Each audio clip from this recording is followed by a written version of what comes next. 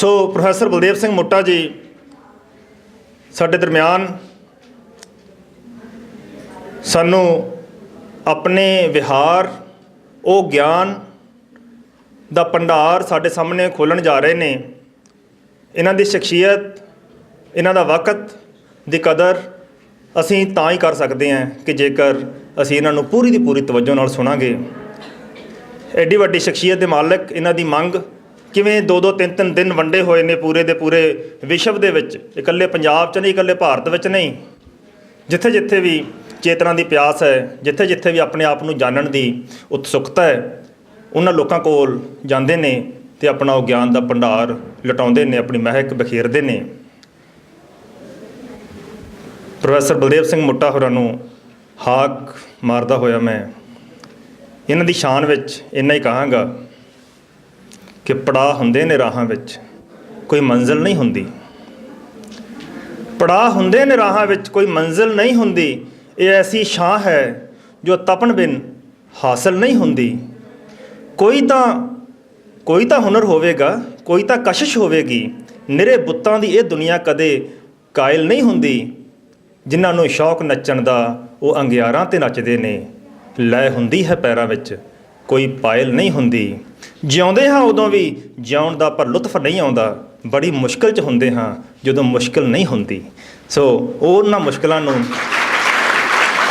ਸਾਡੇ ਨਾਲ ਸਾਂਝੀਆਂ ਕਰਨ ਵਾਸਤੇ, ਵਿਹਾਰਕ ਰੂਪ ਵਿੱਚ ਸਾਂਝੀਆਂ ਕਰਨ ਵਾਸਤੇ ਪ੍ਰੋਫੈਸਰ ਬਲਦੇਵ ਸਿੰਘ ਮੋਟਾ ਜੀ ਸਾਡੇ ਦਰਮਿਆਨ ਨੇ। ਪ੍ਰੋਫੈਸਰ ਬਲਦੇਵ ਸਿੰਘ ਮੋਟਾ ਜੀ। ਮੈਂ ਤੁਹਾਡੇ ਨਾਲ 3 ਪੁਆਇੰਟ ਸਾਂਝੇ ਕਰਨੇ ਆ। ਤਕਰੀਬਨ ਮੇਰਾ ਅੱਧਾ ਕੁ ਘੰਟਾ ਮੈਂ ਤੁਹਾਡੇ ਨਾਲ ਬੋਲਣਾ। ਉਸ ਤੋਂ ਬਾਅਦ ਅਗਰ ਜੇ ਤੁਸੀਂ ਕੋਈ ਕੁਐਸਚਨ ਪੁੱਛਣਾ ਹੋਇਆ ਤਾਂ ਤੁਸੀਂ ਮੈਨੂੰ ਕੁਐਸਚਨ ਜ਼ਰੂਰ ਪੁੱਛ ਲਿਓ। ਪਹਿਲੀ ਚੀਜ਼ ਆ ਵੀ ਇਹ ਦੁਨੀਆ ਭਰ ਦੇ ਵਿਦਵਾਨ ਇਸ ਚੀਜ਼ ਨੂੰ ਮੰਨਦੇ ਆ ਕਿ ਸਾਰਿਆਂ ਨਾਲੋਂ ਔਖਾ ਗਿਆਨ ਲੈਣਾ, ਕਿਉਂਕਿ ਜਿਹੜਾ ਆਪਣੇ ਕੋਲੇ ਥੋੜ੍ਹਾ ਜਿਹਾ ਗਿਆਨ ਹੁੰਦਾ ਉਹ ਆਪਾਂ ਨੂੰ ਹੋਰ ਲੈਣ ਨਹੀਂ ਦਿੰਦਾ। ਆਪਾਂ ਸ਼ਾਇਦ ਇਸੇ ਕਰਕੇ ਹੀ ਬਾਹਲਾ ਕੁਝ ਸਿੱਖ ਨਹੀਂ ਸਕਦੇ, ਕਿਉਂਕਿ ਜਿਹੜਾ ਆਪਣਾ ਦਿਮਾਗ ਆ ਉਹ ਇਹ ਮੰਨੀ ਬੈਠਾ ਕਿ ਮੈਨੂੰ ਬਹੁਤ ਆਉਂਦਾ, ਮੈਨੂੰ ਹੋਰ ਲੈਣ ਦੀ ਲੋੜ ਨਹੀਂ। ਸੋ ਪਹਿਲੀ ਚੀਜ਼ ਇਹ ਤੁਸੀਂ ਆਪਣੇ ਆਪ ਦੀ ਅੱਜ ਸਵੈ ਪੜਚੋਲ ਕਰਕੇ ਦੇਖ ਲਓ ਕਿ ਜਿਹੜਾ ਕੁਛ ਤੁਹਾਡੇ ਕੋਲੇ ਹੈਗਾ ਕਾਫੀ ਆ। ਜੇ ਤਾਂ ਕਾਫੀ ਆ ਫਿਰ ਤਾਂ ਆਪਾਂ ਨੂੰ ਅੱਜ ਜਿਹੜਾ ਵਿਚਾਰ ਵਟਾਂਦਰਾ ਕਰਨਾ, ਜਿਹੜਾ ਆਪਾਂ 2 ਦਿਨ ਦਾ ਕੈਂਪ ਲਾਇਆ, ਇਹਦੀ ਵੀ ਕੋਈ ਖਾਸ ਲੋੜ ਨਹੀਂ, ਕਿਉਂਕਿ ਆਪਾਂ ਆਲਰੇਡੀ ਮੰਨੀ ਬੈਠੇ ਹਾਂ ਵੀ ਸਾਨੂੰ ਬਹੁਤ ਗਿਆਨ ਆ। ਸੋ ਪਹਿਲੀ ਚੀਜ਼ ਇਹ ਤੁਹਾਡੇ ਵਾਸਤੇ ਬਹੁਤ ਇੰਪੋਰਟੈਂਟ ਆ ਔਰ ਸਾਰੀ ਉਮਰ ਬਹੁਤ ਇੰਪੋਰਟੈਂਟ ਰਹੂਗੀ। ਔਰ ਅਗਰ ਤੁਸੀਂ ਪਰਿਵਾਰਿਕ ਜੀਵਨ ਦੇ ਵਿੱਚ ਪ੍ਰਵੇਸ਼ ਕੀਤਾ ਉਦੋਂ ਵੀ ਇਹ ਬਹੁਤ ਇੰਪੋਰਟੈਂਟ ਰਹੂਗੀ, ਕਿਉਂਕਿ ਤੁਹਾਡੇ ਬੱਚੇ ਵੀ ਤੁਹਾਨੂੰ ਇਹ ਕੁਐਸਚਨ ਪੁੱਛਣਗੇ ਬਈ ਮਮ ਡੈਡ ਬਈ ਮੈਨੂੰ ਬਾਹਲਾ ਕੁਛ ਨਾ ਦੱਸੋ, ਮੈਨੂੰ ਬਹੁਤ ਕੁਛ ਪਤਾ। ਕੈਨੇਡਾ ਦੇ ਵਿੱਚ ਇੱਕ ਰਿਸਰਚ ਹੋਈ ਆ ਅਤੇ ਉਹਦੇ ਵਿੱਚ ਉਹਨਾਂ ਨੇ 5-6 ਸਾਲ ਦੇ ਬੱਚਿਆਂ ਨੂੰ ਪੁੱਛਿਆ ਕਿ ਕਿਸੇ ਮਾਂ ਬਾਪ ਨੇ ਆਪਣੇ ਬੱਚਿਆਂ ਨੂੰ ਪੁੱਛਿਆ ਵੀ ਤੁਸੀਂ ਆਹ ਨਾ ਕਰੋ, ਡੋਂਟ ਡੂ ਦਿਸ। ਉਹ ਕਹਿੰਦਾ ਆਈ ਨੋ। ਸੋ ਜਿਹੜਾ ਆਈ ਨੋ ਸ਼ਬਦ ਆ ਇਹ ਤਕਰੀਬਨ 5 ਸਾਲ ਦਾ ਬੱਚਾ ਸਿੱਖ ਲੈਂਦਾ। ਔਰ ਉਸ ਤੋਂ ਬਾਅਦ ਉਹਨਾਂ ਨੇ ਇਹ ਰਿਸਰਚ ਕੀਤੀ ਕਿ ਜਦੋਂ ਬੱਚਾ ਇਹ ਕਹਿ ਦੇਵੇ ਕਿ ਆਈ ਨੋ, ਇਹਦਾ ਮਤਲਬ ਉਹ ਸਿੱਖਣੋਂ ਹਟ ਗਿਆ। ਸੋ ਜੇ ਤੁਸੀਂ ਇਹ ਆਲਰੇਡੀ ਇਹ ਸਮਝੀ ਬੈਠੇ ਹੋ ਕਿ ਤੁਸੀਂ ਜਾਣਦੇ ਹੋ, ਫਿਰ ਆਪਾਂ ਨੂੰ ਕੁਛ ਬਾਹਲਾ ਸਿੱਖਣ ਦੀ ਲੋੜ ਨਹੀਂ ਮਹਿਸੂਸ ਹੋਊਗੀ। ਇੱਕ ਤਾਂ ਇਹ ਆ। ਸੈਕੰਡ ਚੀਜ਼ ਇਹ ਆ ਕਿ ਮੈਂ ਤੁਹਾਡੇ ਨਾਲ 5 ਪਰਸਨੈਲਿਟੀ ਕਿਸ ਤਰ੍ਹਾਂ ਦੀਆਂ ਸ਼ਖਸੀਅਤਾਂ ਹੁੰਦੀਆਂ, ਮੈਂ ਉਹਦੇ ਬਾਰੇ ਤੁਹਾਡੇ ਨਾਲ ਥੋੜ੍ਹੀ ਜਿਹੀ ਜਾਣਕਾਰੀ ਦੇ ਦਿੰਦਾ। ਉਹ ਜਿਹੜੀਆਂ 5 ਤਰ੍ਹਾਂ ਦੀਆਂ ਪਰਸਨੈਲਿਟੀਜ਼ ਹੁੰਦੀਆਂ, ਉਹ ਅਗਰ ਤੁਸੀਂ ਉਹਨਾਂ ਵਿੱਚੋਂ ਕੋਈ ਫਿੱਟ ਬੈਠਦੇ ਹੋ ਉਸ ਪਰਸਨੈਲਿਟੀ 'ਤੇ ਤੁਸੀਂ ਆਪਣੇ ਆਪ ਨੂੰ ਜਾਂ ਤਾਂ ਚੇਂਜ ਕਰ ਸਕਦੇ ਹੋ ਜਾਂ ਤੁਸੀਂ ਦੂਸਰੀ ਪਰਸਨੈਲਿਟੀ ਤੋਂ ਕੁਝ ਉਧਾਰ ਲੈ ਸਕਦੇ ਹੋ ਅਤੇ ਆਪਣੇ ਆਪ ਨੂੰ ਤੁਸੀਂ ਥੋੜ੍ਹਾ ਜਿਹਾ ਵਧੀਆ ਇਨਸਾਨ ਬਣਾ ਸਕਦੇ ਹੋ। ਪਹਿਲੀ ਪਰਸਨੈਲਿਟੀ ਆ ਅੰਗਰੇਜ਼ੀ ਦੇ ਵਿੱਚ ਰਿਜਿਡਨੈਸ ਐਂਡ ਓਪਨਨੈਸ। ਰਿਜਿਡਨੈਸ ਦਾ ਮਤਲਬ ਆ ਕਿ ਕੁਛ ਇਨਸਾਨ ਇਹੋ ਜਿਹੀ ਪ੍ਰਵਿਰਤੀ ਦੇ ਹੁੰਦੇ ਆ, ਇਹੋ ਜਿਹੇ ਉਹਨਾਂ ਦੀ ਸੋਚ ਜਾਂ ਵਿਚਾਰਧਾਰਾ, ਉਹ ਇੰਨੇ ਆਪਣੇ ਆਪ ਨੂੰ। ਸੋ ਜਿਹੜੀਆਂ ਪਰਸਨੈਲਿਟੀਜ਼ ਬਹੁਤ ਰਿਜਿਡ ਹੁੰਦੀਆਂ, ਉਹ ਹੁਣ ਤੱਕ ਜੇ ਉਹ ਰਿਜਿਡ ਪਰਸਨੈਲਿਟੀ ਦਾ ਮਾਲਕ ਹੁੰਦਾ ਥੱਲੇ ਜਾ ਕੇ ਬਹਿ ਜਾਂਦਾ ਵੀ ਮੈਂ ਨਹੀਂ ਬੋਲਦਾ, ਮੈਂ ਤਾਂ ਰੁੱਸਿਆ ਹੋਇਆ। ਰਾਈਟ। ਸੋ ਉਹ ਰਿਜਿਡ ਪਰਸਨੈਲਿਟੀ ਆ। ਜਿਹੜੀ ਸੈਕੰਡ ਪਰਸਨੈਲਿਟੀ ਹੁੰਦੀ ਹੈ ਇੰਟਰੋਵਰਟ ਐਕਸਟਰੋਵਰਟ। ਕੁਝ ਬੱਚਿਆਂ ਨੇ ਜਿਹੜੇ ਉੱਥੇ ਪੋਸਟਰ ਲਾਏ ਸੀ ਉਹਨਾਂ 'ਚ ਵੀ ਉਹਨਾਂ ਨੇ ਇਹ ਟਰਮੀਨੋਲੋਜੀ ਯੂਜ਼ ਕੀਤੀ ਸੀ, ਇੰਟਰੋਵਰਟ ਐਕਸਟਰੋਵਰਟ। ਔਰ ਆਮ ਤੌਰ 'ਤੇ ਇੰਟਰੋਵਰਟ ਦਾ ਮਤਲਬ ਹੁੰਦਾ ਕਿ ਉਹ ਆਪਣੇ ਆਪ ਹੀ ਸਾਰਾ ਕੁਝ ਆਪਣੇ ਅੰਦਰ ਹੀ ਰੱਖਦੇ ਆ, ਅਤੇ ਜਿਹੜੇ ਐਕਸਟਰੋਵਰਟ ਆ ਉਹ ਬਹੁਤ ਜ਼ਿਆਦਾ ਆਪਣੀਆਂ ਦਿਲ ਦੀਆਂ ਭਾਵਨਾਵਾਂ ਦੂਜਿਆਂ ਨਾਲ ਸ਼ੇਅਰ ਕਰ ਲੈਂਦੇ ਆ। ਸੋ ਅਗਰ ਆਪਣੀ ਪਰਸਨੈਲਿਟੀ ਇੰਟਰੋਵਰਟ ਆ ਤਾਂ ਆਪਾਂ ਨੂੰ ਇੰਟਰਵਿਊ ਦੇ ਵਿੱਚ ਕਾਫੀ ਮੁਸ਼ਕਲਾਂ ਆਉਣਗੀਆਂ। ਚਾਹੇ ਤੁਸੀਂ ਜਿੰਨੇ ਮਰਜ਼ੀ ਬਹੁਤ ਵਧੀਆ ਤੁਹਾਡੀ ਐਕੈਡੈਮਿਕ ਸਟੈਂਡਿੰਗ ਆ, ਤੁਹਾਨੂੰ ਲੱਗਦਾ ਵੀ ਤੁਸੀਂ ਇਹ ਕੰਮ ਕਰ ਲਓਗੇ, ਲੇਕਿਨ ਇੰਟਰਵਿਊ ਦੇ ਵਿੱਚ ਜਦੋਂ ਤੁਹਾਨੂੰ ਕੁਐਸਚਨ ਪੁੱਛੇ ਜਾਂਦੇ ਆ ਤੁਹਾਡੇ ਤੋਂ ਬੋਲਿਆ ਨਹੀਂ ਜਾਂਦਾ। ਉਹ ਤੁਹਾਡੀ ਇੰਟਰਵਿਊ ਪਰਸਨੈਲਿਟੀਜ਼ ਆ। ਕਈ ਵਾਰੀ ਤੁਸੀਂ ਗਰੁੱਪ ਦੇ ਵਿੱਚ ਖੜ੍ਹੇ ਹੋ, ਤੁਸੀਂ ਦੇਖੋਗੇ ਕਿ 2-3 ਬੱਚੇ ਬਹੁਤ ਵਧੀਆ ਬੋਲਦੇ ਆ, ਬਹੁਤ ਕੁਛ ਤੁਹਾਨੂੰ ਲੱਗਦਾ ਵੀ ਬਹੁਤ ਕੁਛ ਆ, ਅਤੇ ਕਈ ਬੱਚਿਆਂ ਨੂੰ ਬਹੁਤ ਕੁਛ ਆਉਂਦਾ ਹੁੰਦਾ ਲੇਕਿਨ ਉਹ ਬੋਲ ਨਹੀਂ ਸਕਦੇ। ਉਹ ਸੋਸ਼ਲ ਗੈਦਰਿੰਗ ਦੇ ਵਿੱਚ ਵੀ ਆਪਣੇ ਆਪ ਨੂੰ ਆਈਸੋਲੇਟ ਕਰਕੇ ਰੱਖਦੇ ਆ। ਤਾਂ ਉਹ ਇੰਟਰੋਵਰਟ ਐਕਸਟਰੋਵਰਟ ਪਰਸਨੈਲਿਟੀਜ਼ ਆ। ਜੇ ਤੁਹਾਨੂੰ ਲੱਗਦਾ ਵੀ ਤੁਸੀਂ ਇੰਟਰੋਵਰਟ ਹੋ, ਤੁਸੀਂ ਇਹਨੂੰ ਚੇਂਜ ਕਰ ਸਕਦੇ ਹੋ ਪ੍ਰੈਕਟਿਸ ਦੇ ਥਰੂ, ਅਤੇ ਤੁਸੀਂ ਆਪਣੇ ਆਪ ਨੂੰ ਉਹਨਾਂ ਸਿਚੁਏਸ਼ਨ 'ਚ ਪਾ ਸਕਦੇ ਹੋ ਜਿਹਦੇ 'ਚ ਕਿ ਤੁਹਾਨੂੰ ਫਾਇਦਾ ਹੋਵੇ। ਤੀਜੀ ਪਰਸਨੈਲਿਟੀ ਆ ਕਿ ਕੁਛ ਜ਼ਿੰਦਗੀ ਦੇ ਵਿੱਚ ਇਹੋ ਜਿਹੇ ਇਨਸਾਨ ਹੁੰਦੇ ਆ, ਉਹਨਾਂ ਤੋਂ ਜਦੋਂ ਕੋਈ ਬੰਦਾ ਉਹਨਾਂ ਨੂੰ ਕੁਛ ਦਿੰਦਾ ਉਹਨਾਂ ਤੋਂ ਲੈ ਨਹੀਂ ਹੁੰਦਾ। ਗਿਵ ਐਂਡ ਟੇਕ ਇੱਕ ਪਰਸਨੈਲਿਟੀ ਆ। ਤੁਹਾਨੂੰ ਦੇਣਾ ਵੀ ਪੈਂਦਾ ਜ਼ਿੰਦਗੀ ਦੇ ਵਿੱਚ, ਤੁਹਾਨੂੰ ਕੁਛ ਨਾ ਕੁਛ ਵਿਰਸੇ ਦੇ ਵਿੱਚ ਕੁਛ ਨਾ ਕੁਛ ਲੈਣਾ ਵੀ ਪੈਂਦਾ। ਸੋ ਅਗਰ ਆਪਾਂ ਲੈਣ ਦੇਣ ਦਾ ਹਿਸਾਬ ਕਿਤਾਬ ਤਕਰੀਬਨ ਜ਼ਿੰਦਗੀ ਦੇ ਵਿੱਚ ਬਰਾਬਰ ਨਹੀਂ ਕਰਦੇ, ਉਹਦੇ ਨਾਲ ਆਪਾਂ ਨੂੰ ਕਾਫੀ ਮੁਸ਼ਕਲਾਂ ਆਉਂਦੀਆਂ। ਜੇ ਸਾਡੀ ਪਰਸਨੈਲਿਟੀ 'ਚ ਦੇਣ ਦੀ ਸਮਰੱਥਾ ਨਾ ਹੋਵੇ ਤਾਂ ਉਹਦੇ ਨਾਲ ਫਿਰ ਗਰੀਡ ਪੈਦਾ ਹੋ ਜਾਂਦਾ। ਜੇ ਕਈ ਪਰਸਨੈਲਿਟੀਆਂ ਇਹੋ ਜਿਹੀਆਂ ਹੁੰਦੀਆਂ ਉਹ ਸਿਰਫ ਦੇਣਾ ਜਾਣਦੇ ਆ, ਅਤੇ ਉਹਨਾਂ ਕੋਲੋਂ ਕੁਛ ਵੀ ਜਦੋਂ ਕੋਈ ਬੰਦਾ ਉਹਨਾਂ ਨੂੰ ਪਿਆਰ ਨਾਲ ਕਹਿੰਦਾ ਜਾਂ ਉਹਨਾਂ ਨੂੰ ਕਹਿੰਦਾ ਵੀ ਤੁਸੀਂ ਬਹੁਤ ਵਧੀਆ ਕੰਮ ਕਰ ਰਹੇ ਹੋ ਜਾਂ ਤੁਸੀਂ ਬਹੁਤ ਵਧੀਆ ਕੁਛ ਕੀਤਾ, ਉਹਨਾਂ ਦੇ ਮੂੰਹ 'ਚੋਂ ਇਹ ਨਿਕਲਦਾ ਹੀ ਨਹੀਂ ਕਿ ਥੈਂਕ ਯੂ, ਵੀ ਤੁਸੀਂ ਮੇਰੀ ਐਪਰੀਸੀਏਸ਼ਨ ਕੀਤੀ ਆ। ਸੋ ਇਹ ਜਿਹੜਾ ਗਿਵ ਐਂਡ ਟੇਕ ਲਾਈਫ ਦੇ ਵਿੱਚ ਆ, ਇਹ ਬਹੁਤ ਇੰਪੋਰਟੈਂਟ ਆ। ਔਰ ਜੇ ਤੁਹਾਡੀ ਪਰਸਨੈਲਿਟੀ ਦੇ ਵਿੱਚ ਇੱਕ ਵੀ ਘਾਟ ਆ, ਤੁਸੀਂ ਇਸ ਘਾਟ ਨੂੰ ਗਿਵ ਐਂਡ ਟੇਕ ਦੀ ਘਾਟ ਨੂੰ ਤੁਸੀਂ ਪੂਰੀ ਕਰ ਸਕਦੇ ਹੋ। ਇਹਦੇ ਨਾਲ ਆਲਰੇਡੀ ਥੋੜ੍ਹੀ ਬਹੁਤੀ ਡਿਸਕਸ਼ਨ ਸਵੇਰੇ ਵੀ ਹੋ ਚੁੱਕੀ ਆ ਕਿ ਤੁਹਾਡੀ ਪਰਸਨੈਲਿਟੀ ਨੈਗੇਟਿਵ ਆ ਕਿ ਪੋਜ਼ੀਟਿਵ ਆ। ਕਈ ਵਿਦਵਾਨਾਂ ਨੇ ਇਹਨੂੰ ਇਸ ਤਰ੍ਹਾਂ ਵੀ ਕਿਹਾ ਕਿ ਤੁਹਾਡਾ ਗਲਾਸ ਹਾਫ ਫੁੱਲ ਆ ਕਿ ਹਾਫ ਐਮਪਟੀ ਆ। ਤੁਸੀਂ ਤੁਹਾਡਾ ਨਜ਼ਰੀਆ ਦੇਖਣ ਦਾ ਕੀ ਆ। ਇਹਨੂੰ ਕੁਛ ਐਗਜ਼ਾਮਪਲ ਆ ਜਿਹੜੀ ਮੇਰੀ ਆਪਣੀ ਪ੍ਰੈਕਟਿਸ ਦੇ ਵਿੱਚ ਕਲੀਨਿਕਲ ਪ੍ਰੈਕਟਿਸ ਆ ਕਾਉਂਸਲਿੰਗ ਦੀ, ਉਹਦੇ ਦੌਰਾਨ ਵੀ ਆ ਕਿ ਕੁਛ ਬੰਦੇ ਜ਼ਿੰਦਗੀ ਦੇ ਵਿੱਚ ਇੰਨੇ ਜ਼ਿਆਦਾ ਨੈਗੇਟਿਵ ਹੁੰਦੇ ਆ ਕਿ ਉਹਨਾਂ ਦੀ ਜ਼ਿੰਦਗੀ ਦੇ ਵਿੱਚ ਕੁਛ ਪੋਜ਼ੀਟਿਵ ਵੀ ਆਵੇ, ਉਹ ਉਸ ਚੀਜ਼ ਦੀ ਮਾਨਤਾ ਨਹੀਂ ਕਰਦੇ, ਉਸ ਚੀਜ਼ ਨੂੰ ਸੈਲੀਬ੍ਰੇਟ ਨਹੀਂ ਕਰਦੇ। ਬੱਚਿਆਂ ਦੀ ਜ਼ਿੰਦਗੀ ਦੇ ਵਿੱਚ ਇਹ ਬਹੁਤ ਇੰਪੋਰਟੈਂਟ ਆ ਕਿ ਜਦੋਂ ਥੋੜ੍ਹਾ ਜਿਹਾ ਵੀ ਕੁਛ ਬੱਚਾ ਚੇਂਜ ਕਰੇ, ਅਗਰ ਆਪਾਂ ਉਹਨਾਂ ਨੂੰ ਸਲਾਹੀਏ, ਉਹਨਾਂ ਦੀ ਸਿਫਤ ਕਰੀਏ ਤਾਂ ਉਹ ਬੱਚਾ ਬਹੁਤ ਪੋਜ਼ੀਟਿਵ ਹੋ ਜਾਂਦਾ। ਜਿਹੜੇ ਨੈਗੇਟਿਵ ਪਰਸਨੈਲਿਟੀ ਦੇ ਮਾਲਕ ਹੁੰਦੇ ਆ ਜਾਂ ਜਿਹੜੇ ਨੈਗੇਟਿਵ ਪਰਸਨੈਲਿਟੀ ਨੂੰ ਡੋਮੀਨੇਟ ਕਰਦੀਆਂ ਪਰਸਨੈਲਿਟੀਜ਼, ਉਹਨਾਂ ਦੀ ਅਨਫੋਰਚੂਨੇਟਲੀ ਉਹਨਾਂ ਦੀ ਜਿਹੜੀ ਨਿਗਾਹ, ਉਹਨਾਂ ਦੀ ਜਿਹੜੀ ਸੋਚਣ ਸ਼ਕਤੀ ਆ, ਉਹਨਾਂ ਦਾ ਜਿਸ ਤਰੀਕੇ ਨਾਲ ਉਹ ਜ਼ਿੰਦਗੀ ਦੇ ਵਿੱਚ ਵਿਚਰਦੇ ਆ, ਉਹਨਾਂ ਨੂੰ ਹਮੇਸ਼ਾ ਉਹਨਾਂ ਦੀ ਜ਼ਿੰਦਗੀ ਉਸ ਚੀਜ਼ 'ਤੇ ਟਿਕਦੀ ਆ ਜਿਹੜੀ ਚੀਜ਼ ਕੁਛ ਖਰਾਬ ਹੋਵੇ, ਔਰ ਉਹਨਾਂ ਨੂੰ ਹਰ ਇੱਕ ਚੀਜ਼ ਦੇ ਵਿੱਚ ਨੁਕਸ ਹੀ ਲੱਭਦਾ। ਮੇਰੀ ਛੋਟੇ ਹੁੰਦੇ ਤੋਂ ਇਹ ਪਰਸਨੈਲਿਟੀ ਰਹੀ ਆ ਕਿ ਮੈਂ ਜਰਾ ਗੰਭੀਰਤਾ ਨਾਲ ਹਰ ਇੱਕ ਬੰਦੇ ਦੇ ਲਫ਼ਜ਼, ਹਰ ਇੱਕ ਚੀਜ਼ ਦਾ ਉਹਦਾ ਵਿਚਰਨਾ ਬੜੀ ਉਹਦੇ ਨਾਲ ਦੇਖਦਾ। ਤੁਸੀਂ ਦੇਖੋਗੇ ਕਿ ਅਗਰ ਤੁਸੀਂ ਕਦੇ ਵੀ ਜ਼ਿੰਦਗੀ ਦੇ ਵਿੱਚ ਤੁਹਾਨੂੰ ਪਾਰਟੀ 'ਤੇ ਜਾਣ ਦਾ ਮੌਕਾ ਮਿਲੇ, ਤੁਸੀਂ ਆਪਣੇ ਦੋਸਤਾਂ ਨਾਲ ਪਾਰਟੀ 'ਤੇ ਜਾਓ ਤਾਂ ਉਹਦੇ ਵਿੱਚ ਤਕਰੀਬਨ ਅਗਰ 10 ਬੰਦੇ ਸ਼ਾਮਲ ਆ ਤਾਂ 8 ਤਕਰੀਬਨ ਨੈਗੇਟਿਵ ਪਰਸਨੈਲਿਟੀ ਦੇ ਮਾਲਕ ਹੋਣਗੇ ਅਤੇ 2 ਪੋਜ਼ੀਟਿਵ ਆ। ਸੋ ਦੁਨੀਆ ਦੇ ਵਿੱਚ ਜਿਹੜੀਆਂ ਜ਼ਿਆਦਾ ਪਰਸਨੈਲਿਟੀਜ਼ ਡਿਵੈਲਪ ਹੋ ਰਹੀਆਂ ਉਹ ਨੈਗੇਟਿਵ ਆ ਅਤੇ ਪੋਜ਼ੀਟਿਵ ਪਰਸਨੈਲਿਟੀ ਬਹੁਤ ਘੱਟ ਆ। ਕਿਵੇਂ ਪਤਾ ਲੱਗੂਗਾ ਕਿ ਤੁਹਾਡੀ ਨੈਗੇਟਿਵ ਪਰਸਨੈਲਿਟੀ ਆ ਕਿ ਪੋਜ਼ੀਟਿਵ ਪਰਸਨੈਲਿਟੀ ਆ? ਇਹ ਉਦੋਂ ਪਤਾ ਚੱਲਦਾ ਜਦੋਂ ਆਪਾਂ ਕਿਸੇ ਮਹਿਫਲ ਦੇ ਵਿੱਚ ਕੋਈ ਪੋਜ਼ੀਟਿਵ ਕੰਮ ਕਰਨ ਨੂੰ ਕਹਿੰਦੇ ਆ। ਜਿਹੜੀ ਪੰਜਵੀਂ ਪਰਸਨੈਲਿਟੀ ਆ ਉਹ ਆਪਾਂ ਡਾਕਟਰ ਸਾਹਿਬ ਨੇ ਵੀ ਆਲਰੇਡੀ ਉਹਦਾ ਜ਼ਿਕਰ ਕੀਤਾ। ਕੀ ਤੁਸੀਂ ਫਾਲੋਅਰ ਹੋ ਕਿ ਕੀ ਤੁਸੀਂ ਲੀਡਰ ਹੋ? ਇਹ ਇੱਕ ਬਹੁਤ ਇੰਪੋਰਟੈਂਟ ਆ।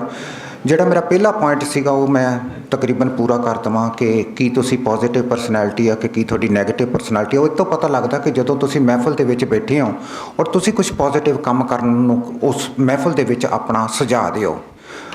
ਤੁਸੀਂ ਕੁਛ ਵੀ ਕਹਿ ਸਕਦੇ ਹੋ। ਤੁਸੀਂ ਕਹਿ ਸਕਦੇ ਹੋ ਵੀ ਆਓ ਆਪਾਂ ਦਰਖਤ ਲਾਈਏ, ਅਤੇ ਤੁਸੀਂ ਹੈਰਾਨ ਹੋਵੋਗੇ ਕਿ ਤੁਹਾਡੇ 1-2 ਜਦੋਂ ਡਿਸਕਸ਼ਨ ਕਿਸੇ ਸਰਕਲ ਦੇ ਵਿੱਚ ਤੁਰਦੀ ਆ, ਇੱਕ ਬੰਦੇ ਤੋਂ ਵਿਚਾਰ ਦੂਸਰੇ ਬੰਦੇ ਤੋਂ ਤੀਸਰੇ ਬੰਦੇ ਤੱਕ ਪਹੁੰਚਦੇ ਆ, ਤਕਰੀਬਨ ਤੀਜੇ ਚੌਥੇ ਬੰਦੇ ਤੱਕ ਪਹੁੰਚਦੇ ਜਿਹੜੇ ਬੰਦੇ ਦੀ ਨੈਗੇਟਿਵ ਪਰਸਨੈਲਿਟੀ ਆ ਉਹਦੇ ਤੋਂ ਇਹ ਲੈ ਨਹੀਂ ਹੁੰਦੀ ਪੋਜ਼ਿਟਿਵ ਸੋਚ, ਤੇ ਉਹ ਅਕਸਰ ਤੌਰ ਤੇ ਆਪਣੇ ਨੈਗੇਟਿਵ ਕਮੈਂਟਸ ਦੇ ਕੇ ਉਸ ਪੋਜ਼ਿਟਿਵ ਸੋਚ ਨੂੰ ਕਿਸੇ ਨਾ ਕਿਸੇ ਤਰ੍ਹਾਂ ਠੱਲ ਪਾਉਣ ਦੀ ਕੋਸ਼ਿਸ਼ ਕਰਦਾ।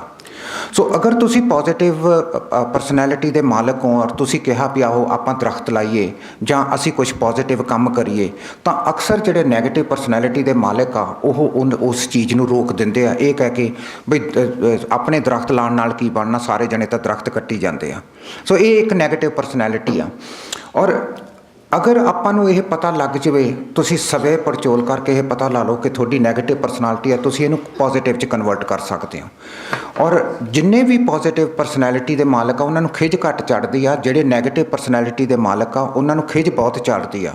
ਸੋ ਜਦੋਂ ਵੀ ਆਪਾਂ ਕੁਝ ਪੋਜ਼ਿਟਿਵ ਕੰਮ ਕਰਨ ਨੂੰ ਕਹਿੰਦੇ ਆ, ਉਹਨਾਂ ਨੂੰ ਗੁੱਸਾ ਬਹੁਤ ਆਉਂਦਾ ਅਤੇ ਉਹ ਅਕਸਰ ਤੌਰ 'ਤੇ ਕਿਸੇ ਨਾ ਕਿਸੇ ਤਰੀਕੇ ਨਾਲ ਜਿਹੜੀ ਪੋਜ਼ਿਟਿਵ ਸੋਚ ਆ, ਜਿਹੜੀ ਕੁਛ ਕਰਨ ਦੀ ਇਨਸਾਨ ਦੇ ਵਿੱਚ ਕੁਛ ਹਿੰਮਤ ਹੁੰਦੀ ਆ, ਉਹਨੂੰ ਉਹ ਥੱਲੇ ਨੂੰ ਗਿਰਾਉਣ ਦੀ ਕੋਸ਼ਿਸ਼ ਕਰਦੇ ਆ।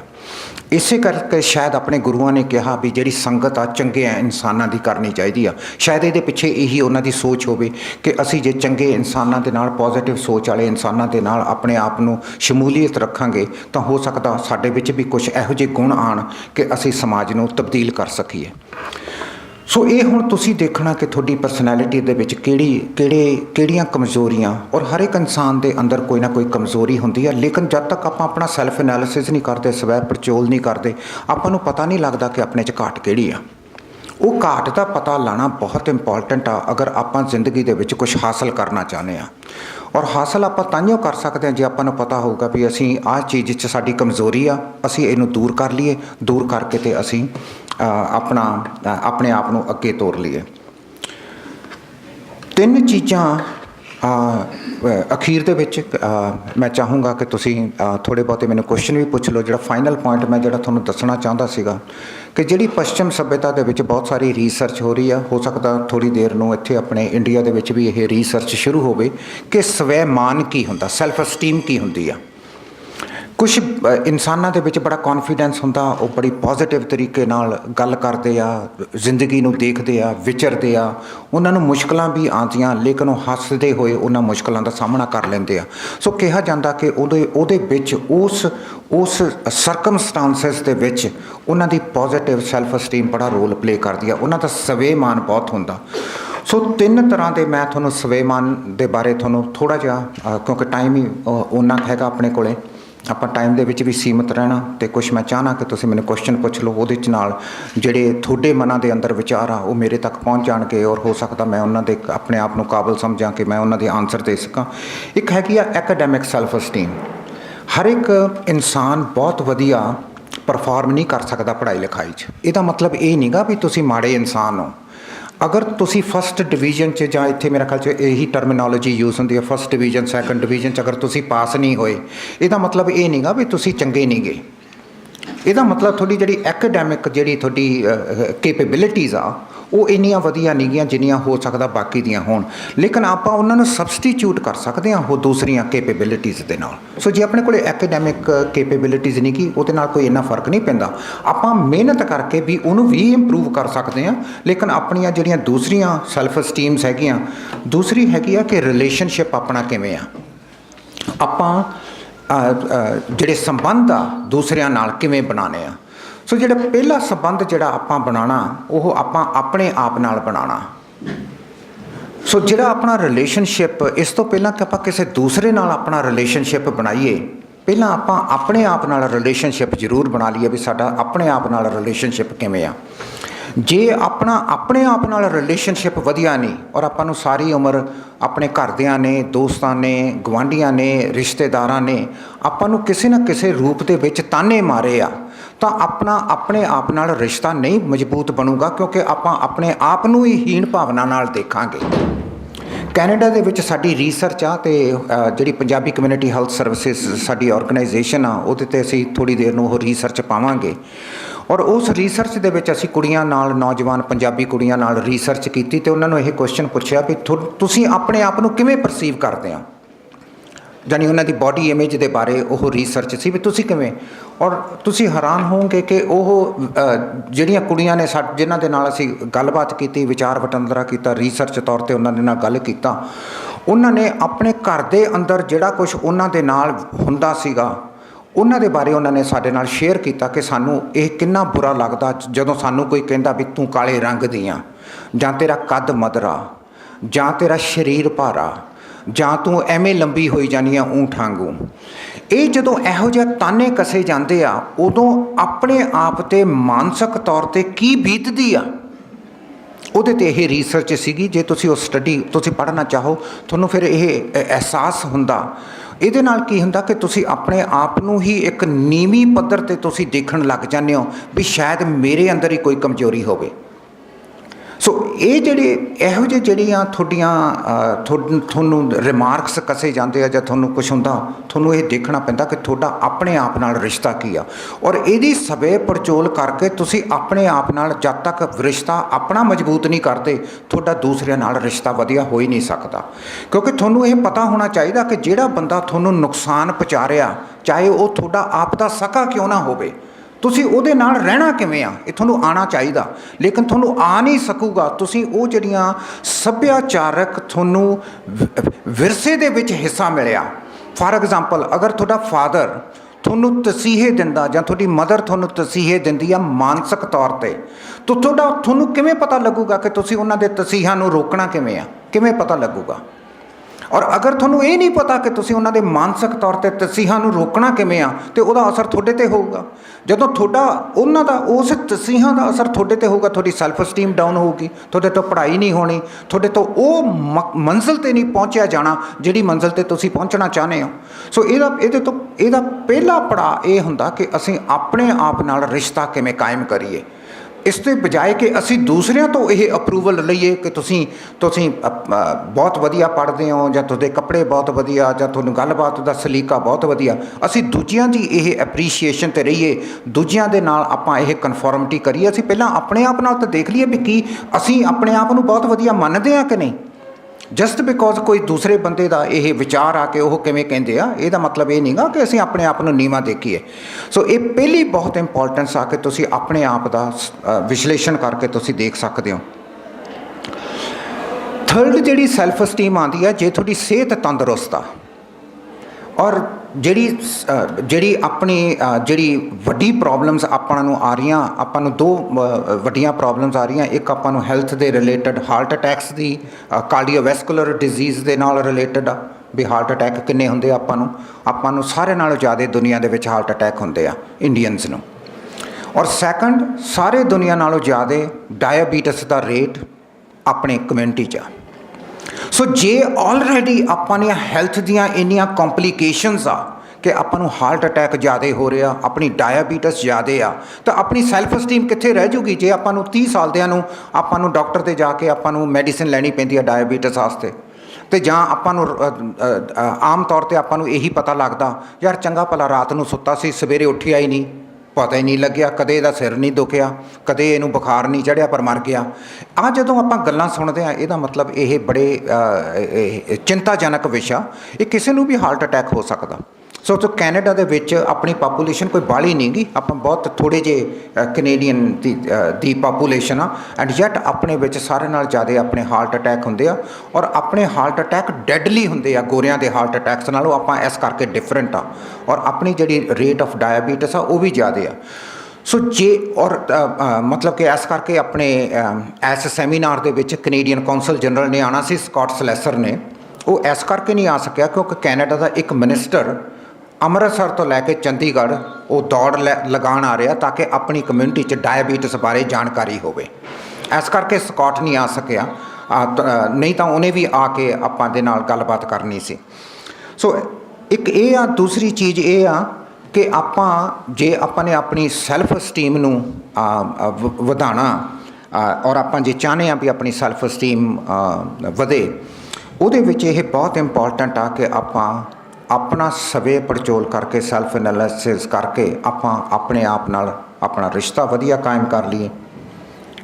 ਆਪਣੇ 'ਚ ਜਿਹੜੀਆਂ ਕਮਜ਼ੋਰੀਆਂ ਉਹਨਾਂ ਨੂੰ ਆਪਾਂ ਐਨਾਲਾਈਜ਼ ਕਰੀਏ, ਉਹਨਾਂ ਨੂੰ ਆਪਾਂ ਲਿਖੀਏ, ਔਰ ਲਿਖ ਕੇ ਆਪਾਂ ਆਪਣੇ ਆਪ ਨਾਲ ਉਹਨਾਂ ਚੀਜ਼ਾਂ 'ਚ ਤਬਦੀਲੀ ਲਿਆਉਣ ਦੀ ਕੋਸ਼ਿਸ਼ ਕਰੀਏ ਜਿਹੜੀ ਕਿ ਆਪਾਂ ਨੂੰ ਇੱਕ ਵਧੀਆ ਇਨਸਾਨ ਬਣਾਉਣ ਦੇ ਵਿੱਚ ਕਾਮਯਾਬੀ ਦਊਗੀ।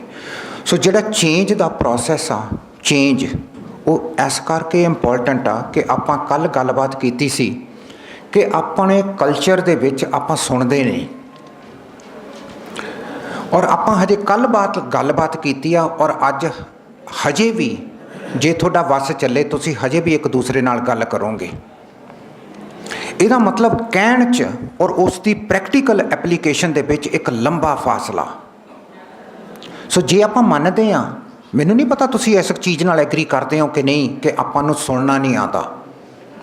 ਸੋ ਜਦੋਂ ਇੱਥੋਂ ਡਾਇਸ ਤੋਂ ਕੋਈ ਬੰਦਾ ਬੋਲ ਰਿਹਾ ਵੀ ਪਲੀਜ਼ ਤੁਸੀਂ ਸਾਰੇ ਜਣੇ ਬਹਿ ਜਾਓ, ਹੁਣ ਅਸੀਂ ਪ੍ਰੋਗਰਾਮ ਸ਼ੁਰੂ ਕਰ ਰਹੇ ਹਾਂ, ਔਰ ਤੁਸੀਂ ਗੱਲਾਂ ਕਰ ਰਹੇ ਹੋ, ਇਹਦੇ ਤੋਂ ਸਾਨੂੰ ਅੰਦਾਜ਼ਾ ਹੋ ਜਾਂਦਾ ਕਿ ਆਪਾਂ ਕਿੰਨੀ ਕੁ ਵਧੀਆ ਸੁਣਦੇ ਹਾਂ। ਜਾਂ ਜਦੋਂ ਕੋਈ ਬੰਦਾ ਬੋਲਦਾ ਅਤੇ ਸਟੂਡੈਂਟਸ ਹੱਸ ਰਹੇ ਹੁੰਦੇ ਆ ਜਾਂ ਇੱਕ ਦੂਸਰੇ ਨਾਲ ਗੱਲਾਂ ਕਰ ਰਹੇ ਹੁੰਦੇ, ਉਹਦੇ ਤੋਂ ਸਾਨੂੰ ਅਹਿਸਾਸ ਹੋ ਜਾਂਦਾ ਵੀ ਉਹ ਕਿੰਨੇ ਕੁ ਸੀਰੀਅਸ ਆ, ਕਿੰਨੀ ਕੁ ਉਹਨਾਂ ਦੀ ਕੌਨਸਨਟ੍ਰੇਸ਼ਨ ਆ, ਔਰ ਕਿੰਨੇ ਕੁ ਉਹ ਸਹਿਰਦ ਆ ਆਪਣੇ ਆਪ ਦੇ ਵਿੱਚ ਤਬਦੀਲੀ ਲਿਆਉਣ 'ਚ। ਔਰ ਰਿਮੈਂਬਰ ਜਦੋਂ ਮੈਂ ਇਹ ਟੌਪਿਕ ਸ਼ੁਰੂ ਕੀਤਾ ਸੀ, ਮੈਂ ਸਾਰਿਆਂ ਨਾਲੋਂ ਪਹਿਲਾਂ ਕਿਹਾ ਸੀ ਇਹ ਬਹੁਤ ਡਿਫੀਕਲਟ ਆ ਗਿਆਨ ਲੈਣਾ, ਔਰ ਬਹੁਤ ਤੁਸੀਂ ਦੇਖੋਗੇ ਤੁਸੀਂ ਤੁਹਾਡੀ ਜ਼ਿੰਦਗੀ ਦੇ ਵਿੱਚ ਆਉਣਗੇ, ਕਿਉਂਕਿ ਅਗਰ ਤੁਸੀਂ B.Ed 'ਤੇ ਕੋਰਸਿਸ ਲੈ ਰਹੇ ਹੋ, ਤੁਸੀਂ ਇੱਕ ਦਿਨ ਬੱਚਿਆਂ ਨੂੰ ਪੜ੍ਹਾਓਗੇ, ਤੁਸੀਂ ਦੇਖੋਗੇ ਕਿ ਜਦੋਂ ਤੁਸੀਂ ਬੱਚੇ ਨੂੰ ਕਹੋਗੇ ਵੀ ਤੂੰ ਮੇਰੀ ਗੱਲ ਸੁਣਦਾ, ਤੂੰ ਕਿਉਂ ਸ਼ਰਾਰਤਾਂ ਕਰੀ ਜਾਂਦਾ, 2 ਮਿੰਟ ਬਾਅਦ ਤੁਸੀਂ ਉਸ ਬੱਚੇ ਦੀਆਂ ਅੱਖਾਂ 'ਚ ਦੇਖੋਗੇ ਉਹ ਬੱਚਾ ਸ਼ਾਇਦ ਸੌਣ ਹੀ ਲੱਗ ਜੇ। ਇਹਦੇ ਤੋਂ ਪਤਾ ਲੱਗ ਜਾਂਦਾ ਕਿ ਜਿਹੜੀ ਲਿਸਨਿੰਗ ਦੀ ਪਾਵਰ ਆ ਉਹ ਕਿੰਨੀ ਘੱਟ ਆ। ਬਹੁਤ ਸਾਰੇ ਜਦੋਂ ਆਡੀਅੰਸ ਦੇ ਵਿੱਚ ਜਦੋਂ ਕੋਈ ਬੁਲਾਰਾ ਬੋਲ ਰਿਹਾ ਹੁੰਦਾ, ਬਹੁਤ ਸਾਰੇ ਬੰਦਿਆਂ ਨੂੰ ਨੀਂਦ ਆਉਂਦੀ ਆ। ਉਹ ਨੀਂਦ ਕਿਉਂ ਆਉਂਦੀ ਆ? ਕਿਉਂਕਿ ਸਾਨੂੰ ਸੁਣਨਾ ਨਹੀਂ ਆਉਂਦਾ। ਇਸ ਕਰਕੇ ਨਹੀਂ ਨੀਂਦ ਆਉਂਦੀ ਕਿ ਟੌਪਿਕ ਖਰਾਬ ਆ, ਇਸ ਕਰਕੇ ਨਹੀਂ ਹੁੰਦਾ। ਇਸ ਕਰਕੇ ਕਿ ਸਾਨੂੰ ਲਿਸਨਿੰਗ ਨਹੀਂ ਔਰ ਸਾਡੀ ਕੌਨਸਨਟ੍ਰੇਸ਼ਨ ਨਹੀਂ ਬਣ ਪਾਉਂਦੀ। ਬਹੁਤ ਘੱਟ ਚਾਂਸ ਹੋਊਗਾ ਜੇ ਤੁਸੀਂ ਮੂਵੀ ਥੀਏਟਰ ਦੇ ਵਿੱਚ ਜਾ ਕੇ ਸੌਂ ਕੇ ਬਾਹਰ ਆ ਜਾਓ। ਹਾਂ, ਪਰ ਲੈਕਚਰ ਦੇ ਵਿੱਚ ਤੁਸੀਂ ਸੌਂ ਕੇ ਜ਼ਰੂਰ ਬਾਹਰ ਚਲੇ ਜਾਓਗੇ। ਕਿਉਂ? ਮੂਵੀ ਦੇ ਵਿੱਚ ਇੱਕ ਤੁਸੀਂ ਪੈਸੇ ਦਿੱਤੇ ਆ, ਨੰਬਰ 2 ਤੁਹਾਡਾ ਉਹ ਇੰਟਰਸਟ ਆ। ਇੱਥੇ ਤੁਸੀਂ ਨਾ ਪੈਸੇ ਦਿੱਤੇ ਆ ਨਾ ਤੁਹਾਡਾ ਇੰਟਰਸਟ ਆ। ਸੋ ਬਹੁਤ ਸਾਰੇ ਬੰਦੇ, ਔਰ ਅੱਜ ਜਦੋਂ ਮੈਂ ਅੰਦਰ ਆਇਆ, ਤੁਸੀਂ ਪਤਾ ਨਹੀਂ ਸਾਰਿਆਂ ਨੇ ਬੋਰਡ ਪੜ੍ਹਿਆ ਕਿ ਨਹੀਂ ਪੜ੍ਹਿਆ। ਕਿਸੇ ਨੇ ਬੋਰਡ ਪੜ੍ਹਿਆ ਜਦੋਂ ਤੁਸੀਂ ਅੰਦਰ ਆਏ ਹੋ ਇਸ ਕਾਲਜ ਦੇ? ਉੱਥੇ ਕੀ ਲਿਖਿਆ ਸੀ? ਉੱਥੇ ਇਹ ਲਿਖਿਆ ਸੀਗਾ ਵੀ ਜਿਹੜੇ ਬਹੁਤ ਸਾਰੇ ਭੀੜ, ਜਦੋਂ ਵੀ ਕੋਈ ਸਮਾਗਮ ਹੁੰਦਾ ਉਹਦੇ 'ਚ ਤਕਰੀਬਨ 50 ਕੀ ਸਰੋਤੇ ਹੁੰਦੇ ਆ, ਬਾਕੀ ਤਾਂ ਸਾਰੀ ਭੀੜ ਹੀ ਇਕੱਠੀ ਹੁੰਦੀ ਆ। ਪੜ੍ਹਿਆ ਸੀ? ਸੋ ਜਦੋਂ ਜੇ ਤੁਸੀਂ ਉਸ ਭੀੜ 'ਚ ਨਹੀਂ ਸ਼ਾਮਲ ਹੋਣਾ, ਜੇ ਤੁਸੀਂ ਉਹਨਾਂ 50 ਸਰੋਤਿਆਂ ਦੇ ਵਿੱਚ ਹੋਊਗਾ, ਉਹ ਸਾਨੂੰ ਪਤਾ ਲੱਗ ਜਾਂਦਾ ਵੀ ਕਿਹੜੇ ਸਰੋਤੇ ਆ। ਉਹ ਗੱਲਾਂ ਨਹੀਂ ਕਰਦੇ, ਉਹ ਗੱਲਾਂ ਨਹੀਂ ਕਰਨਗੇ। ਜਿਹੜੀ ਭੀੜ ਆ ਉਹ ਗੱਲਾਂ ਕਰੂਗੀ, ਕਿਉਂਕਿ ਭੀੜ ਨੇ ਅੱਜ ਤੱਕ ਕਦੇ ਵੀ ਕੁਛ ਸਿਰਜਨਾਤਮਕ ਕੰਮ ਨਹੀਂ ਕੀਤਾ। ਭੀੜ ਕਦੇ ਵੀ ਕੁਛ ਚੰਗਾ ਨਹੀਂ ਕੰਮ ਕਰ ਸਕਦੀ। ਜੇ ਕੰਮ ਹੁੰਦਾ ਤਾਂ ਸਿਰਫ ਵਿਅਕਤੀਗਤ ਕੰਮ ਹੁੰਦਾ ਚੰਗਾ। ਸੋ ਜੇ ਤੁਸੀਂ ਵਾਕਿਆ ਹੀ ਕੁਛ ਚੰਗਾ ਕਰਨਾ, ਜੇ ਤੁਸੀਂ ਪੰਜਾਬ ਲਈ ਨਹੀਂ ਵੀ ਚੰਗਾ ਕਰਨਾ, ਕੋਈ ਫਰਕ ਨਹੀਂ ਪੈਂਦਾ, ਪਰ ਘੱਟੋ ਘੱਟ ਆਪਣੇ ਲਈ ਤਾਂ ਚੰਗਾ ਕੰਮ ਕਰ ਲਓ। ਸੋ ਮੈਂ ਇਸ ਉਮੀਦ ਨਾਲ ਮੈਂ ਤੁਹਾਡੇ ਤੋਂ ਇਹ ਦੇਖਣਾ ਚਾਹੁੰਦਾ ਕਿ ਤੁਸੀਂ ਕਿੰਨੀ ਕੁ ਸਹਿਰਦਤਾ ਨਾਲ ਪਿਛਲੇ ਕੱਲ੍ਹ ਦਾ ਦਿਨ ਅਤੇ ਅੱਜ ਦਾ ਅੱਧਾ ਦਿਨ ਕਿੰਨੇ ਕੁ ਗੌਰ ਨਾਲ ਸਾਨੂੰ ਸੁਣਿਆ। ਕਿੰਨੇ ਕੁ % ਤੁਸੀਂ ਸਾਡੇ ਨਾਲ ਐਗਰੀ ਕਰਦੇ ਹੋ ਔਰ ਕਿੰਨੇ ਕੁ % ਤੁਸੀਂ ਸਾਡੇ ਨਾਲ ਡਿਸਐਗਰੀ ਕਰਦੇ ਹੋ। ਕਿਉਂਕਿ ਜਿਹੜਾ ਬੰਦਾ ਡਿਸਐਗਰੀ ਕਰਨ ਦੀ ਸ਼ਮਤਾ ਰੱਖਦਾ, ਉਹ ਜ਼ਿੰਦਗੀ ਦੇ ਵਿੱਚ ਕਿਸੇ ਮੰਜ਼ਿਲ 'ਤੇ ਜ਼ਰੂਰ ਪਹੁੰਚੂਗਾ। ਇਹ ਬਹੁਤ ਇੰਪੋਰਟੈਂਟ ਆ। ਡਾਕਟਰ ਹੋਣਾ ਨੇ ਕਿਹਾ ਸੀਗਾ ਵੀ ਓਬੀਡੀਐਂਟ ਹੋਣਾ ਕੋਈ ਬਾਹਲੀ ਵਧੀਆ ਗੱਲ ਨਹੀਂ ਗੀ। ਔਰ ਮੈਂ ਤੁਹਾਨੂੰ ਦਾਅਵੇ ਨਾਲ ਕਹਿੰਦਾ, ਗੁਰੂ ਨਾਨਕ ਦੇਵ ਜੀ ਆਪਣੇ ਫਾਦਰ ਦੇ ਓਬੀਡੀਐਂਟ ਨਹੀਂ ਸੀ। ਕਿਉਂਕਿ ਅਗਰ ਉਹ ਗੁਰੂ ਨਾਨਕ ਦੇਵ ਜੀ ਆਪਣੇ ਫਾਦਰ ਦੇ ਓਬੀਡੀਐਂਟ ਹੁੰਦੇ ਤਾਂ ਅੱਜ ਤੱਕ ਬਿਜ਼ਨਸਮੈਨ ਬਣੇ ਹੁੰਦੇ। ਉਹ ਨਹੀਂ ਸੀਗੇ। ਸੋ ਅਸੀਂ ਨਹੀਂ ਚਾਹੁੰਦੇ ਵੀ ਤੁਸੀਂ ਓਬੀਡੀਐਂਟ ਬਣੋ, ਅਸੀਂ ਚਾਹੁੰਦੇ ਹਾਂ ਕਿ ਤੁਸੀਂ ਕ੍ਰਿਟੀਕਲ ਥਿੰਕਿੰਗ ਦੇ ਮਾਲਕ ਬਣੋ। ਤੁਸੀਂ ਕਿੰਤੂ ਕਰੋ, ਇੰਨੀ ਕੁ ਤੁਸੀਂ ਹੌਸਲਾ ਤਾਂ ਰੱਖੋ ਵੀ ਤੁਸੀਂ ਸਾਨੂੰ ਪੁੱਛ ਸਕੋ, ਤੁਸੀਂ ਸਾਨੂੰ ਚੈਲੰਜ ਕਰ ਸਕੋ ਵੀ ਦੱਸੋ ਇਹ ਕਿਉਂ ਆ, ਕਿਵੇਂ ਆ। ਤਾਂਹੀਓ ਹੀ ਕੋਈ ਤਬਦੀਲੀ ਆਊਗੀ। ਜੇ ਤੁਸੀਂ ਸਿਰ ਨੀਵਾਂ ਕਰਕੇ ਸੁਣ ਕੇ ਘਰ ਨੂੰ ਚਲੇ ਗਏ, ਕੱਖ ਨਹੀਂ ਹੋਣਾ। ਅਗਲੇ ਸਾਲ ਨੂੰ ਫੇਰ ਆ ਜਾਵਾਂਗੇ ਅਸੀਂ ਬੋਲਣ, ਫੇਰ ਕਹੋਗੇ ਲੈ ਯਾਰ ਇਹ ਬੁੜੇ ਨੇ ਦੁਖੀ ਕੀਤਾ, ਜਿਉਂ ਲੱਗਦਾ ਬੋਲਣ ਬੋਲੀ ਤੁਰਿਆ ਜਾਂਦਾ। ਬਹੁਤ ਇੰਪੋਰਟੈਂਟ ਆ, ਬਹੁਤ ਇੰਪੋਰਟੈਂਟ ਆ। ਇਹ ਤੁਹਾਡੀ ਜ਼ਿੰਦਗੀ ਦਾ ਇੱਕ ਸੁਨਹਿਰਾ ਪਲ ਹੋ ਸਕਦਾ। ਜੇ ਤੁਸੀਂ ਬਣਾਉਣਾ ਚਾਹੁੰਦੇ ਹੋ ਤਾਂ, ਜੇ ਨਹੀਂ ਬਣਾਉਣਾ ਚਾਹੁੰਦੇ ਫਿਰ ਕੋਈ ਗੱਲ ਨਹੀਂ, ਫਿਰ ਤੁਸੀਂ ਗੱਲਾਂ ਕਰ ਲਓ, ਹੱਸ ਵੀ ਲਓ, ਕੋਈ ਫਰਕ ਨਹੀਂ ਪੈਣ ਲੱਗਿਆ। ਤੁਸੀਂ ਵੀ ਉਹ ਜਿਹੜੇ ਬਾਹਰ ਬੋਰਡ ਤੇ ਸਾਈਨ ਲੱਗਿਆ ਨਾ ਉਸ ਭੀੜ ਦਾ, ਤੁਸੀਂ ਵੀ ਉਸ ਭੀੜ ਦਾ ਇੱਕ ਹਿੱਸਾ ਬਣ ਜਾਓਗੇ, ਦੈਟਸ ਆਲ। ਔਰ ਜਿਹੜੇ 50 ਸਰੋਤੇ ਇੱਥੋਂ ਸੁਣ ਕੇ ਜਾਣਗੇ ਉਹਨਾਂ ਦੀ ਜ਼ਿੰਦਗੀ ਵਾਕਿਆ ਚੇਂਜ ਆ ਜਾਊ। ਕਿਵੇਂ ਪਤਾ ਲੱਗੂਗਾ? ਇੱਕ ਦਿਨ ਉਹ ਦੱਸਣਗੇ ਵੀ ਅਸੀਂ ਫਲਾਣੇ ਦਿਨ ਦਸੰਬਰ 2012 'ਚ ਗਏ ਸੀਗੇ, ਬਹੁਤ ਵਧੀਆ ਲੱਗਿਆ, ਸਾਡੀ ਜ਼ਿੰਦਗੀ ਚੇਂਜ ਹੋ ਗਈ। ਸੋ ਇਸ ਆਸ ਨਾਲ ਆਉਣ ਵਾਲੇ ਸਾਲਾਂ ਦੇ ਵਿੱਚ ਵੀ ਅਸੀਂ ਆਵਾਂਗੇ, ਇਸੇ ਆਸ ਨਾਲ ਆਵਾਂਗੇ ਕਿ ਜੇ ਤੁਹਾਡੇ 'ਚੋਂ 2 ਬੰਦੇ ਵੀ ਕੁਛ ਪੰਜਾਬ ਨੂੰ ਤਬਦੀਲ ਕਰਨ ਵਾਸਤੇ ਜਾਂ ਆਪਣੇ ਆਪ ਨੂੰ ਤਬਦੀਲ ਕਰਨ ਵਾਸਤੇ ਖੜੇ ਹੋ ਗਏ, ਸਾਡਾ ਕੈਨੇਡਾ ਤੋਂ ਆਉਣਾ ਅਤੇ ਸਾਡੇ ਦੋਸਤਾਂ ਦਾ ਇੱਥੇ ਸਾਡਾ ਸਹਿਯੋਗ ਦੇਣਾ, ਸਾਡਾ ਇਹ ਸਫਲ ਹੋ ਜਾਊਗਾ। Thank you.